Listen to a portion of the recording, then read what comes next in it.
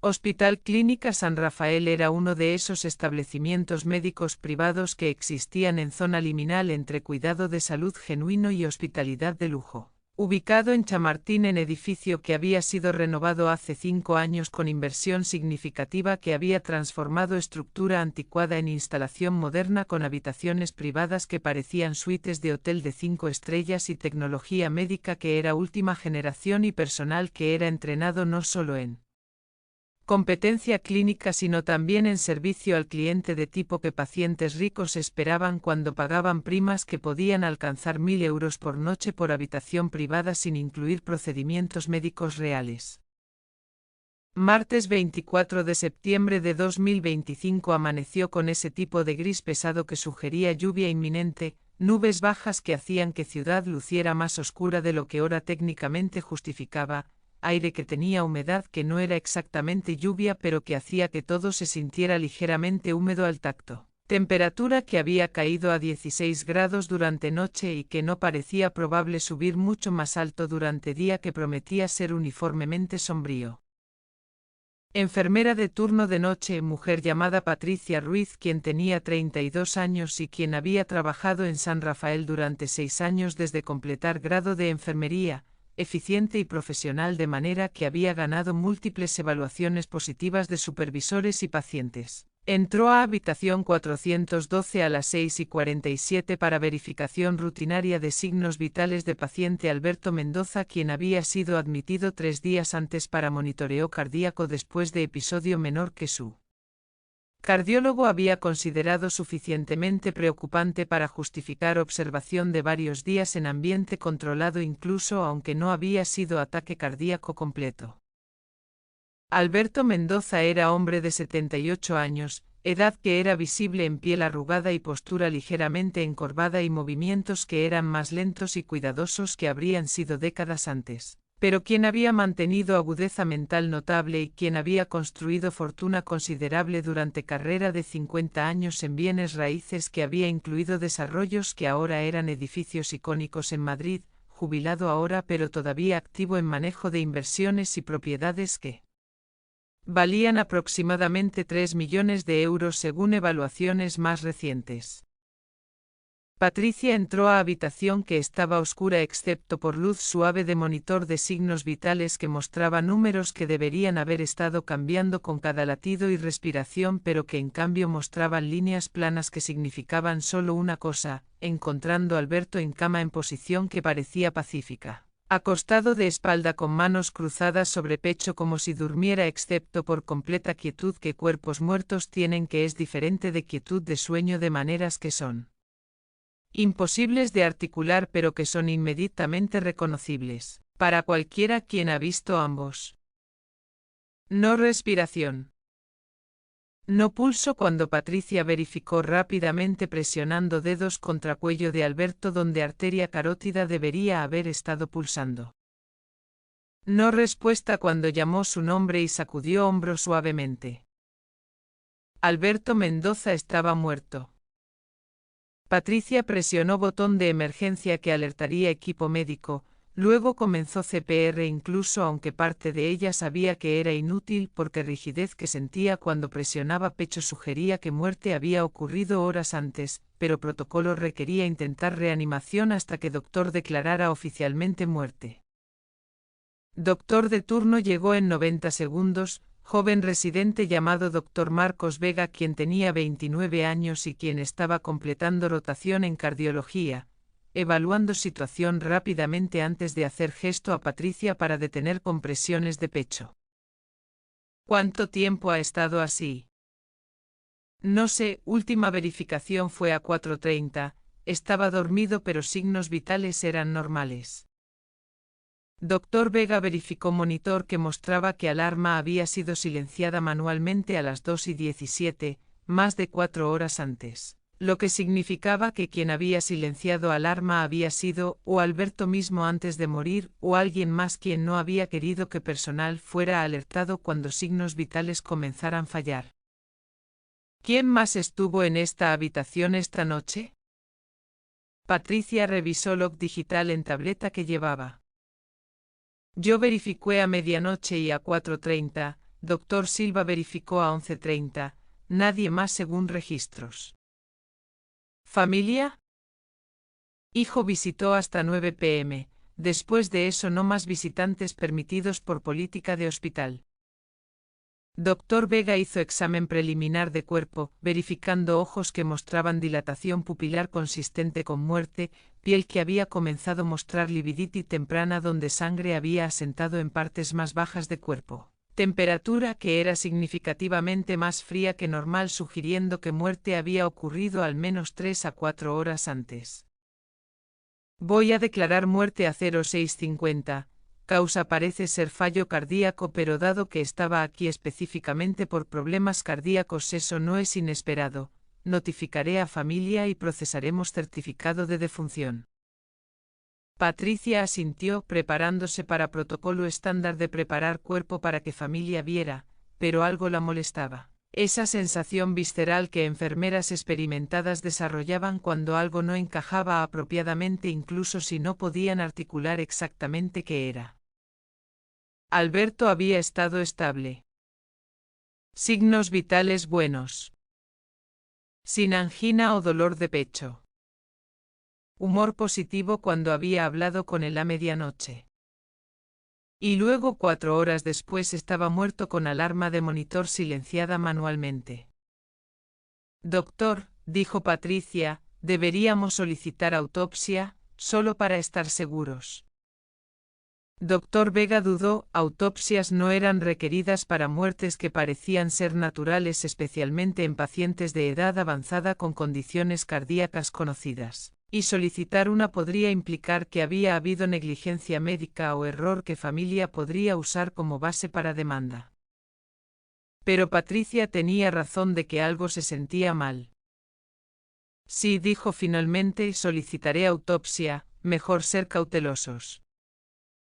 Ángela López recibió llamada de Instituto de Medicina Legal a las 11:23, 5 horas después de que cuerpo de Alberto Mendoza había sido descubierto, tiempo durante cual había sido transportado a morgue y durante cual Sofía había comenzado examen preliminar que había revelado algo que había transformado muerte aparentemente natural en posible homicidio, informándola que había caso que requería investigación policial inmediata. Condujo directamente a instituto, encontrando Sofía en su oficina rodeada de archivos y pantalla de computadora mostrando resultados de análisis toxicológico que había corrido usando muestra de sangre tomada durante autopsia inicial. ¿Qué tienes?, preguntó Ángela. Sofía giró computadora para que Ángela pudiera ver gráfico mostrando picos que indicaban presencia de sustancia específica en concentración que era significativamente más alta que ocurriría naturalmente. Potasio, específicamente cloruro de potasio en concentración que es letal. ¿Potasio mata? En dosis normales no cuerpo necesita potasio para función cardíaca apropiada, pero cuando administras dosis masiva directamente en torrente sanguíneo, como a través de 4, causa que corazón se detenga casi inmediatamente. Es método de ejecución usado en algunos estados de US.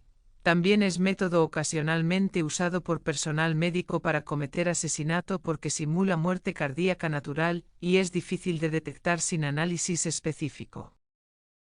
¿Entonces alguien lo inyectó con potasio?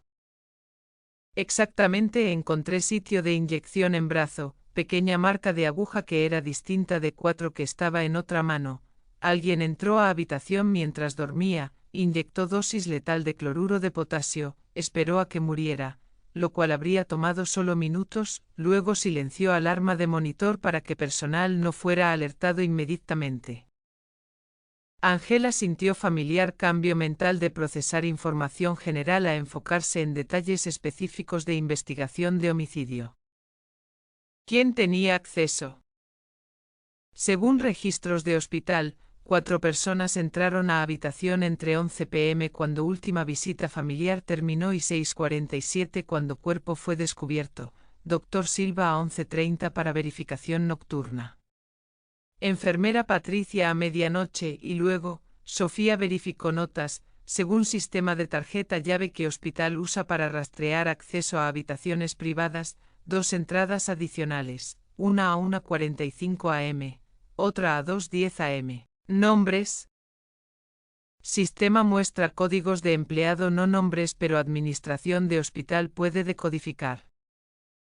Necesito hablar con administración, y necesito entrevistar a todos quien tuvo acceso, y necesito saber más sobre Alberto Mendoza, quién era, quién se beneficiaría de muerte, quién tenía motivo. Tengo información básica de hijo quien proporcionó historial médico cuando Alberto fue admitido, nombre es Ricardo Mendoza, 48 años, único heredero del patrimonio de Alberto, aproximadamente 3 millones de euros. Ángela escribió nombre Ricardo Mendoza, junto con notas sobre herencia que proporcionaba motivo obvio aunque no necesariamente única posibilidad. Hora de muerte. Basándome en temperatura corporal y rigor mortis, diría entre 2 y 3 am, lo cual coincide con ventana cuando alarma fue silenciada a 2:17.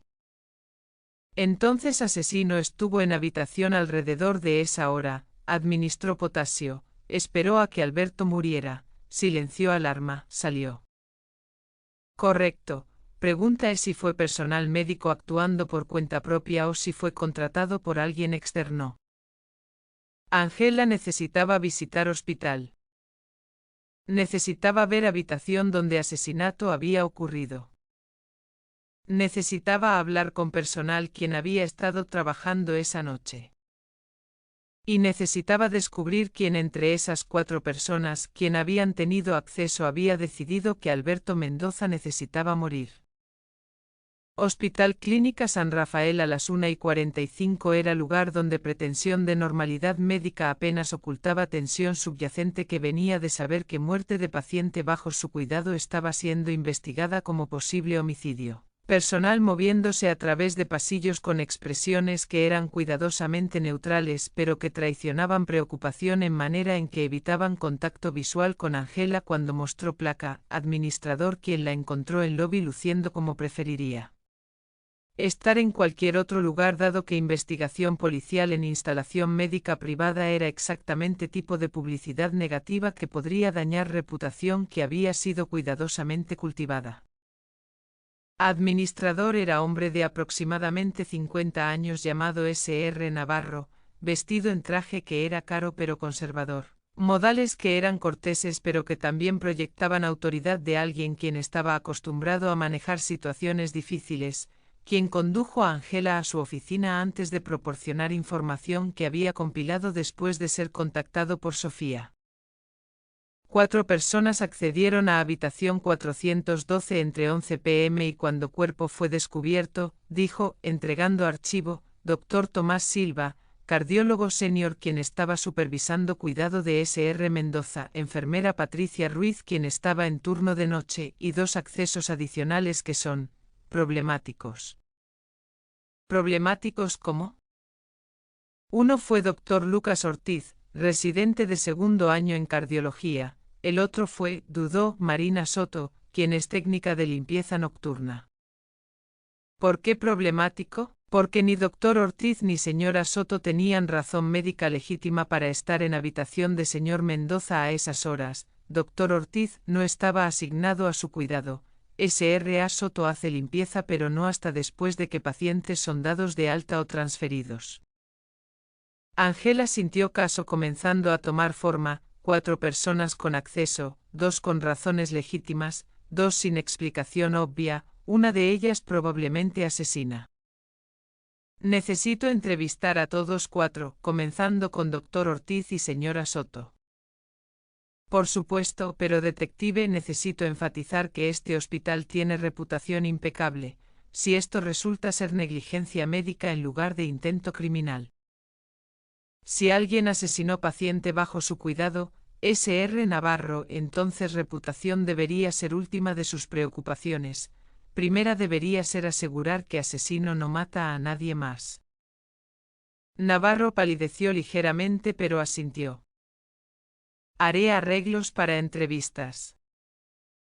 Dr. Lucas Ortiz era exactamente tipo de joven doctor que Ángela esperaba encontrar en hospital privado de alta gama, 29 años, vestido en bata blanca sobre camisa y pantalones que eran profesionales pero que también mostraban gusto por marcas que eran ligeramente más caras que promedio, cabello peinado con gel, rostro que mostraba fatiga que venía de trabajar turnos de 30 horas pero que también contenía arrogancia sutil de alguien quien había sido suficientemente inteligente y privilegiado para llegar a medicina y quien esperaba que carrera continuaría ascendiendo constantemente. Angela lo encontró en sala de descanso de personal, espacio pequeño con sofás gastados y máquina de café que estaba produciendo líquido que olía más fuerte que sabía, indicándole que necesitaban hablar en privado sobre acceso a habitación de Alberto Mendoza. Se sentaron en oficina pequeña que Navarro había proporcionado para entrevistas, Angela observando lenguaje corporal de Lucas mientras explicaba situación. ¿Por qué estaba en habitación de Alberto Mendoza a 1:45 am? Lucas dudó, solo fracción de segundo pero suficiente para Angela notar. Verificación de rutina. ¿Pero usted no estaba asignado a su cuidado? No oficialmente, pero estoy en rotación de cardiología. A veces verifico pacientes incluso si no son asignados directamente a mí, es parte de aprendizaje. A 2 de mañana. Trabajo turno nocturno, horas extrañas son normales. Angela sacó foto de sitio de inyección que Sofía había documentado. ¿Reconoce esto? Lucas miró foto, expresión volviéndose más cautelosa. Parece marca de aguja. Marca de aguja que no coincide con 4 que estaba en otra mano, marca que fue hecha poco antes de muerte de Sr. Mendoza, marca que sugiere que alguien inyectó algo en su torrente sanguíneo, algo que lo mató.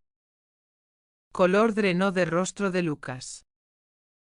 Yo no inyecté nada, solo verifiqué signos vitales. ¿Entonces por qué estaba allí? Lucas cerró ojos, respirando profundo. Alberto me pidió que viniera, me llamó alrededor de 1:30, dijo que necesitaba hablar conmigo, privadamente. ¿Sobre qué? Sobre error que cometí, hace 2 semanas cuando estaba haciendo rotación en otro piso, administré medicación incorrecta a paciente, no causó daño permanente pero, Alberto estaba en hospital en ese momento para pruebas preliminares, vio lo que pasó. Amenazó con reportarme a junta médica si no, pausó. ¿Si no qué? Si no le pagaba 50.000 euros, dijo que destruiría mi carrera a menos que cooperara. Angela escribió notas chantaje entonces, no relacionado directamente con muerte pero que proporcionaba contexto sobre carácter de Alberto y también explicaba por qué Lucas había estado en habitación. ¿Le pagó? No tengo 50.000 euros, soy residente, apenas gano suficiente para pagar alquiler, le dije eso pero no le importaba, dijo que encontrara manera. Entonces fue a su habitación a 2 de mañana para discutir esto. Sí, traté de razonar con él, explicar que error fue honesto, que reportarlo arruinaría mi vida, pero no escucharía, entonces me fui, estaba vivo cuando salí, juro que estaba vivo. ¿Vio a alguien más cerca de habitación? No, pasillos estaban vacíos, es tranquilo a esas horas. ¿Y Marina Soto, conoce? Técnica de limpieza, la veo ocasionalmente pero no la conozco bien. Angela hizo nota de seguir con Marina pero primero necesitaba verificar historia de Lucas sobre error médico que podría ser confirmado a través de registros de hospital.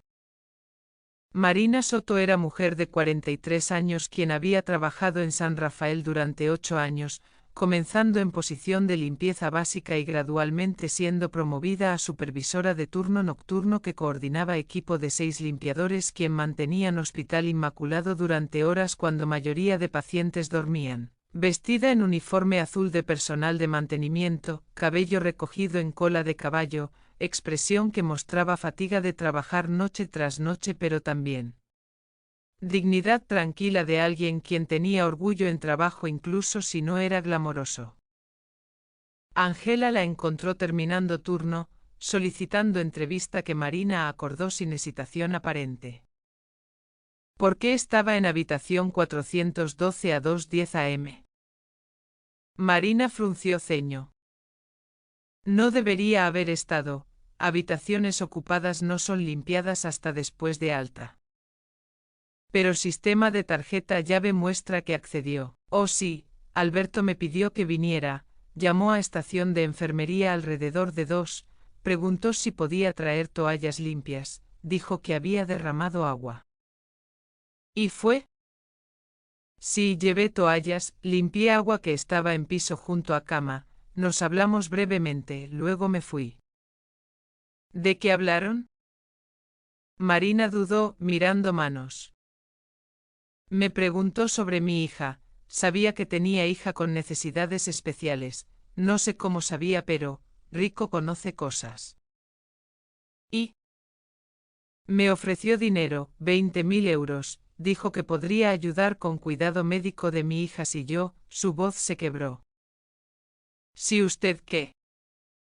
Si mantuve secreto que lo había visto hacer algo, hace 3 noches cuando estaba limpiando cerca de su habitación, lo vi salir, con otra paciente, mujer joven, entraron a cuarto de suministros juntos por casi hora, y no estaban obteniendo suministros médicos.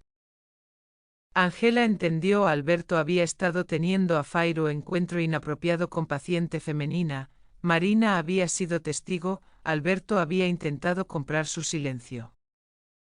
¿Aceptó dinero? No le dije que no estaba interesada en chantaje, que guardaría secreto porque no era mi asunto pero no por dinero, eso lo enojó, dijo que todos tienen precio, que eventualmente aceptaría, pero yo, no soy así.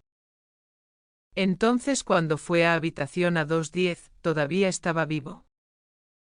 Sí, completamente vivo, molesto conmigo por rechazar dinero pero vivo. ¿Vio a alguien más? Vi a Dr. Ortiz saliendo cuando estaba llegando, miró, estresado, asustado tal vez, pero no pensé mucho en eso en momento. 2 testigos ahora confirmando que habían estado en habitación, ambos reportando que Alberto estaba vivo cuando salieron, ambos teniendo interacciones que sugerían que Alberto era hombre quien usaba dinero y poder para manipular personas. Pero ninguno admitiendo asesinato. Angela necesitaba hablar con 2 personas restantes quien habían tenido acceso, Dr. Silva y enfermera Patricia. Dr. Tomás Silva era cardiólogo senior de 62 años quien había practicado medicina durante 35 años, suficiente tiempo para haber visto virtualmente cada tipo de condición cardíaca y complicación que era médicamente posible. Suficiente éxito que había construido práctica privada próspera que le permitía elegir pacientes y cobrar tarifas que reflejaban su experiencia, sentado en su oficina que estaba decorada con diplomas enmarcados y fotografías de conferencias médicas donde había sido orador destacado, expresión que era seria cuando Angela explicó que muerte de Alberto Mendoza era ahora investigación de homicidio. Alberto era paciente estable, dijo Dr. Silva, ritmo cardíaco irregular menor, nada que indicara riesgo inmediato, por eso solicité autopsia cuando Patricia encontró cuerpo, no tenía sentido que muriera tan repentinamente. ¿Cuándo fue última vez que lo vio vivo? 11:30 p.m., verificación nocturna de rutina, signos vitales normales, sin quejas, estaba leyendo, le dije buenas noches. ¿Notó algo inusual? Nada, habitación estaba ordenada, Alberto estaba relajado. Conocía sobre error médico de Dr. Ortiz. Dr. Silva suspiró. Supe después de hecho, error fue reportado internamente pero no fue a junta médica porque no causó daño serio. Lucas recibió reprimenda y entrenamiento adicional, fin de historia, o debería haber sido. ¿Pero Alberto lo usó para chantaje? Aparentemente, no supe sobre eso hasta que usted me dijo ahora mismo. ¿Y qué hay de encuentro inapropiado entre Alberto y paciente femenina? Dr. Silva se tensó. No sé nada sobre eso, Si ocurrió es violación seria de política de hospital. Ángela estudió a Dr. Silva, sintiendo que estaba diciendo verdad, pero también reconociendo que Dr. Senior, quien había construido práctica exitosa, tendría razón para querer proteger reputación de hospital incluso si significaba mirar hacia otro lado ocasionalmente cuando paciente rico se comportaba inapropiadamente. Una última pregunta: ¿alguien más tenía acceso a cloruro de potasio? Cualquier personal médico, es medicación común mantenida en cuarto de suministros, usada legítimamente para tratar niveles bajos de potasio, pero acceso es registrado. Puedo obtenerlo mostrando quién tomó dosis en últimas 24 horas. Por favor, hágalo.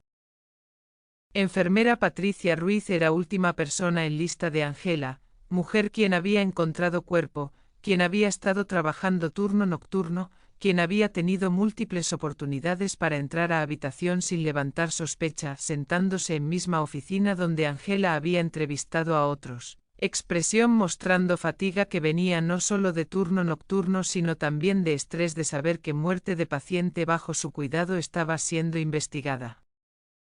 ¿Cuántas veces entró a habitación 412 anoche? 2 veces oficialmente, medianoche y 4:30. Verificaciones de rutina. ¿Oficialmente significa que hubo veces no oficiales? Patricia dudó. Pasé por habitación alrededor de 2:15, solo miré adentro sin entrar oficialmente. Alberto estaba dormido, monitor mostraba signos vitales normales, no usé tarjeta llave entonces así que no fue registrado en sistema. ¿Por qué verificar sin registrar? Porque Alberto me había pedido que verificara con más frecuencia de lo normal, estaba ansioso sobre condición cardíaca, quería aseguración que alguien estaba vigilando, entonces verificaba extra sin hacer entradas formales que podrían parecer excesivas en registros. ¿Y a 2:15 estaba bien? Parecía así, dormido, respiración regular visible, monitor mostrando ritmo normal. Pero alarma fue silenciada a 2:17. Sí, eso es parte que no entiendo. Cuando pasé a 2:15 alarma no estaba silenciada, monitor estaba funcionando normalmente.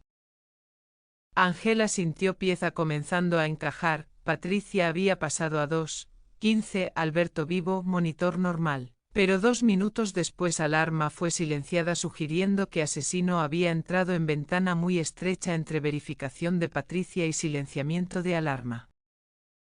¿Vio a alguien más en pasillo alrededor de esa hora? Patricia pensó cuidadosamente. Vi a Marina saliendo de habitación de Alberto alrededor de 2:10. Intercambiamos saludo. Luego, pausó. Luego cuando estaba regresando de otra habitación alrededor de 2:20, vi a alguien más en pasillo cerca de cuarto de suministros. ¿Quién? No vi rostro claramente, iluminación es reducida de noche, pero era hombre, altura media, vestido en scrubs médicos, llevando algo, tal vez jeringa, se movió rápidamente cuando me vio, entró a escalera. No reconoció. No asumí que era residente en llamada, hospital tiene docenas, no conozco a todos. Ángela sintió pulso acelerarse, testigo había visto figura no identificada cerca de cuarto de suministros alrededor de hora exacta cuando asesinato probablemente había ocurrido, figura llevando jeringa, figura quien había evitado identificación. Necesito que trabaje con artista de bocetos. Puedo intentar pero honestamente no vi suficiente para dar descripción detallada. Ángela agradeció a Patricia, luego regresó con Dr. Silva para obtener log de acceso a suministros médicos que había prometido proporcionar. Log mostraba 3 accesos a cloruro de potasio en últimas 24 horas, uno por enfermera diferente para paciente legítimo, uno por Dr. Silva mismo para procedimiento de rutina, y uno a las 1:58 por Ricardo Mendoza. No personal médico. Hijo de Alberto. Quien había usado tarjeta de visitante que se le había dado para acceso fuera de horas cuando su padre había sido admitido. Tarjeta que aparentemente también proporcionaba acceso a cuarto de suministros porque sistema de seguridad no diferenciaba adecuadamente entre tipos de acceso. Angela sintió caso resolviéndose, hijo quien heredaría 3 millones, quien tenía acceso a hospital, quien había tomado cloruro de potasio hora antes de muerte de padre, quien había estado en edificio durante ventana correcta. Necesitaba encontrar a Ricardo Mendoza. Inmediatamente, Ricardo Mendoza fue localizado a las 4:33, 3 horas después de que Angela había descubierto su nombre en log de acceso a suministros médicos, en su apartamento en Salamanca, que era exactamente tipo de residencia que hombre de 48 años quien había heredado riqueza sustancial pero quien todavía no había recibido herencia completa viviría. 2 dormitorios en edificio moderno, amueblado con gusto que sugería dinero pero no necesariamente estilo personal, vista de calle que era agradable. Pero no espectacular, todo creando impresión de hombre quien estaba esperando vida real comenzar una vez que obstáculo de padre viviente fuera removido. Angela llegó con 2 oficiales de respaldo, protocolo estándar cuando arrestaba sospechoso de asesinato quien podría resistir o huir, tocando puerta que fue abierta después de 30 segundos por Ricardo quien estaba vestido casualmente en jeans y camisa, expresión mostrando sorpresa cuando vio placa de Angela pero no so que sugeriría completa inocencia. Sr. Mendoza, necesito hablar con usted sobre muerte de su padre. Por supuesto, entre. Apartamento interior era ordenado casi compulsivamente, sin platos en lavabo, sin ropa tirada en sillas, sin desorden personal que mayoría de personas acumulaban, todo sugiriendo personalidad que valoraba control y orden de manera que a veces indicaba ansiedad subyacente sobre caos. Se sentaron en sala de estar, Angela observando el lenguaje corporal de Ricardo mientras comenzaba interrogatorio que sabía terminaría con arresto. ¿Cuándo fue última vez que vio a su padre vivo? Ayer noche visité hospital alrededor de 8. Hablamos durante hora, salí a 9 cuando política de hospital requería que visitantes se fueran. Y después de eso, vine a casa, de televisión, fui a dormir alrededor de medianoche. ¿Alguien puede confirmar? Vivo solo, entonces no. Angela sacó copia del log de acceso. Registros de hospital muestran que su tarjeta de visitante fue usada para acceder cuarto de suministros médicos a 1:58 am. ¿Puede explicar? Ricardo miró papel, color drenando de rostro. Yo debí haber perdido tarjeta, alguien más debe haberla usado. Perdió tarjeta entre 9 p.m. cuando salió de hospital y 2 a.m. cuando fue usada para acceder suministros. Debe ser, no puedo explicar de otra manera. Y puede explicar por qué cámara de seguridad en pasillo cerca de cuarto de suministros muestra persona con su constitución física tomando dosis de cloruro de potasio. Era mentira, Angela no había revisado filmación de cámara todavía, pero era bluff que frecuentemente trabajaba cuando sospechoso ya estaba al borde de confesar. Ricardo cerró ojos, manos temblando. No quería que sufriera. Y ahí estaba, primera admisión, primera grieta en negación. Cuénteme qué pasó. Ricardo respiró profundo, palabras saliendo en torrente como si había estado manteniendo secreto que se había vuelto demasiado pesado para llevar solo. Mi padre era hombre difícil, toda mi vida fue crítico, controlador, imposible de satisfacer, nada que hice fue suficientemente bueno. Cuando traté de comenzar mi propio negocio, me dijo que era estúpido. Cuando me casé, dijo que esposa era inadecuada, nos divorciamos 2 años después en parte por su interferencia constante. Me mantuvo dependiente financieramente incluso siendo adulto porque disfrutaba poder que le daba sobre mí. Entonces lo mató por control. Lo maté porque estaba cambiando testamento, descubrí hace semana. Planeaba dejar mayoría de patrimonio a caridad, decía que no había ganado herencia, que necesitaba aprender a trabajar por mí mismo, a 78 años decidió enseñarme lección final negándome dinero que había esperado toda vida. ¿Y decidió que no aceptaría eso? Decidí que 30 años de abuso emocional era suficiente, que si iba a destruir mi futuro incluso en muerte, entonces prefería acelerar muerte y tomar lo que merecía. Entonces tomó cloruro de potasio de suministros médicos. Investigué online, aprendí que potasio en dosis alta causa paro cardíaco que parece natural especialmente en paciente con condición cardíaca. Esperé hasta que hospital estaba tranquilo. Usé tarjeta de visitante que sabía daba acceso a áreas restringidas porque sistema de seguridad es defectuoso, diseñado para conveniencia de familia de pacientes ricos en lugar de seguridad actual. Tomé jeringa. Llené con dosis que calculé sería letal basándome en peso de mi padre. ¿Y luego? Esperé hasta que enfermera Patricia había hecho ronda, vi cuando salió de habitación de mi padre alrededor de 2:15. Esperé 5 minutos para asegurar que no regresaría inmediatamente. Luego entré, mi padre estaba dormido, inyecté potasio en brazo, diferente del cuarto para que marca no fuera inmediatamente obvia. Tomó menos de 2 minutos. Su respiración se hizo errática, monitor comenzó a alarmar, silencié alarma, esperé hasta que estuvo completamente quieto, luego salí. ¿Y pensó que nadie descubriría?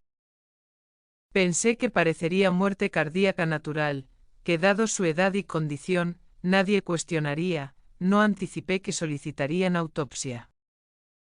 Ángela hizo señal a oficiales quien comenzaron proceso de arrestar Ricardo formalmente, leyendo derechos mientras lo esposaban, su expresión mostrando no remordimiento sino más bien tipo de alivio exhausto que venía de finalmente admitir verdad que había estado ocultando.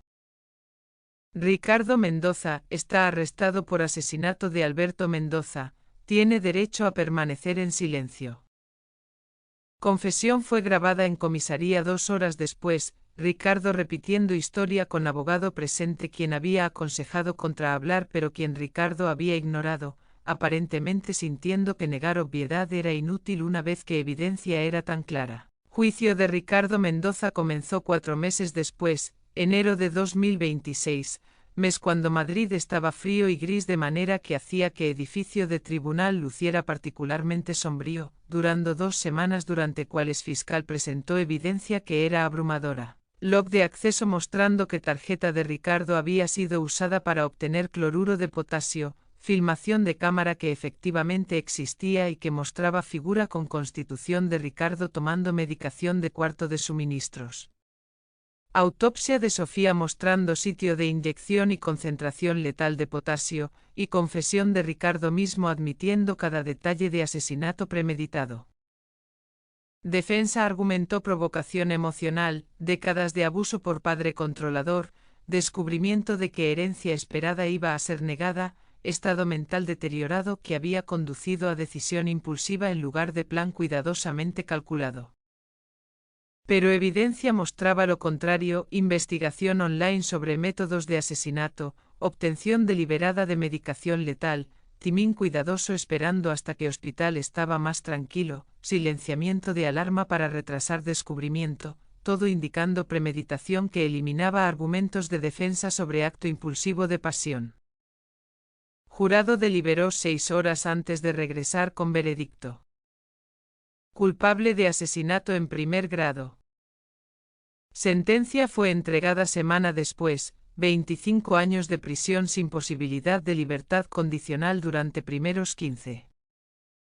Ricardo escuchó sentencia sin emoción visible, como si parte de él había aceptado este resultado en momento cuando había inyectado potasio en brazo de padre dormido, sabiendo que incluso si escapaba justicia legal no escaparía peso de saber que había terminado vida de persona quien, a pesar de todas fallas, era todavía padre quien lo había criado.